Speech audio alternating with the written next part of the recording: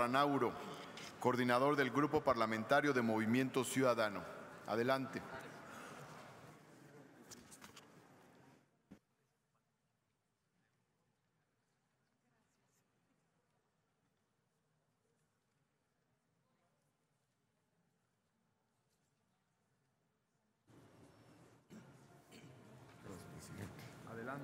Adelante, senador.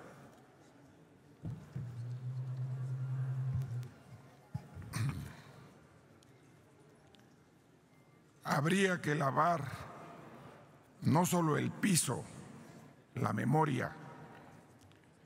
Habría que quitarle los ojos a los que vimos, asesinar también a los deudos, que nadie llore, que no haya más testigos, pero la sangre echa raíces y crece como un árbol en el tiempo. La sangre en el cemento, en las paredes, en una enredadera nos salpica, nos moja de vergüenza, de vergüenza, de vergüenza. Jaime Sabines, fragmento de Tlatelolco 68. El 2 de octubre es más que una fecha para recordar. Es uno de los tantos símbolos de la represión, corrupción e intolerancia de los gobiernos mexicanos. Es un símbolo que tendría que llenarnos de vergüenza, pero también es el símbolo de la rebeldía de una generación, de su valentía, de su conciencia social manifestada en las calles y en las plazas. Es un símbolo que tendría que llenarnos de orgullo.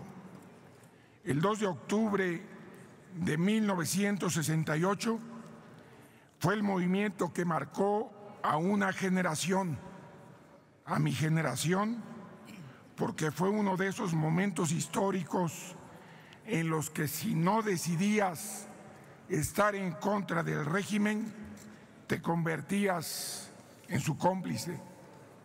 Porque ese 2 de octubre fue posible gracias a la complicidad de las instituciones y de todos los que guardaron silencio por la falta de contrapesos a una presidencia intransigente, represora, totalitaria, por el silencio de algunos medios de comunicación y por los aplausos de otros, por las fuerzas de seguridad, civiles y militares que ese día traicionaron al pueblo mexicano y por un sistema de justicia que 50 años después aún no ha hecho justicia.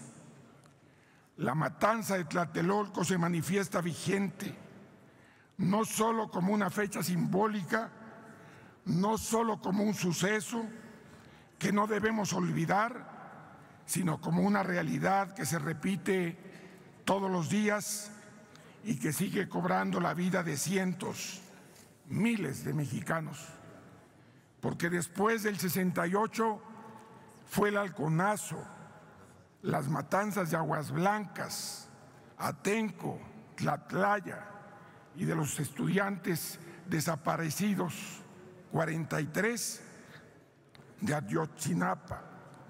Porque después del 68 fue el asesinato de líderes comunitarios y defensores del medio ambiente, Agustín y Miguel Ángel Vázquez, activistas huirráricas, Guadalupe Huet Gómez, activista Xochil, Juan Ontiveros e Isidro Valdenegro, activistas rarámuris, Jesús Javier Ramos Arreola, defensor del Cerro de Teyaco, y cientos más en todo el país. Porque después del 68 fue el asesinato de periodistas solo para hacer su trabajo. Javier Valdés, Miroslava Brecht, Rubén, Anabel, Luciano, 118 periodistas asesinados en los últimos 18 años. porque después del 68 son más de 30,000 desaparecidos desde que inició la llamada guerra contra el narco y el asesinato de familiares que los estaban buscando. Maricel Escobedo, Don Nepo, Sandra Luz Hernández, Bernardo Carreto, Doña Connie. En México hay un grave problema de violencia, inseguridad, represión por parte del Estado, poderes fácticos y grupos criminales. En México hay violaciones de derechos humanos, ejecuciones extrajudiciales, desapariciones forzadas, detenciones arbitrarias, amenazas, hostigamientos y ataques físicos. Y este problema no se va a resolver negándolo como sistemáticamente lo ha hecho el gobierno federal, ni se va a resolver manteniendo el sistema que ha permitido que México haya llegado a grados de violencia e impunidad que hoy resultan insostenibles. Ese problema se va a solucionar primero con la sociedad civil, que ha dejado de manifestarse de todas las formas posibles, como lo son el zapatismo, con el movimiento por la paz, con justicia y dignidad, con los autodefensas, con las Fuerzas Unidas por nuestros desaparecidos, con las rastreadoras, con artículo 119 y con el trabajo de cientos de agrupaciones y activistas que decidieron dar la cara por México cuando el gobierno no lo hizo, pero también garantizando cambios de fondo,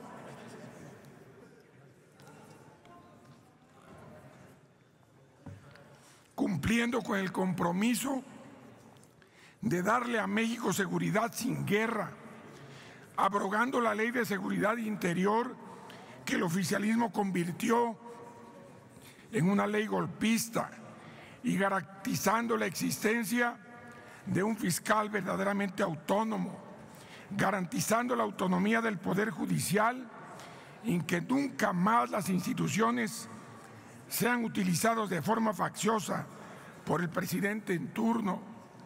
Este problema se va a solucionar cuando el legislativo deje de ser, como en 1968, un aplaudidor del presidente y se convierta en un verdadero contrapeso a los excesos del poder, cuando legisle de la mano de la sociedad civil, pensando en la gente, construyendo instituciones que trabajen para la gente. Hoy, 2 de octubre, a medio siglo del brutal ataque del Estado en contra de los estudiantes, tenemos que entender que México no necesita más efemérides ni monumentos, necesita verdad, necesita justicia, necesita que más que nunca el Estado use su fuerza en contra de la sociedad, que nunca más el Estado use su fuerza en contra de la sociedad. Necesita que todos los que tenemos una responsabilidad pública, como los aquí reunidos, honremos nuestra palabra y hagamos realidad el cambio con el que nos comprometimos. Por ello, solo así rendiremos homenaje verdadero al movimiento estudiantil de 1968. Gracias, presidente. Muchas gracias, senador Dante Delgado.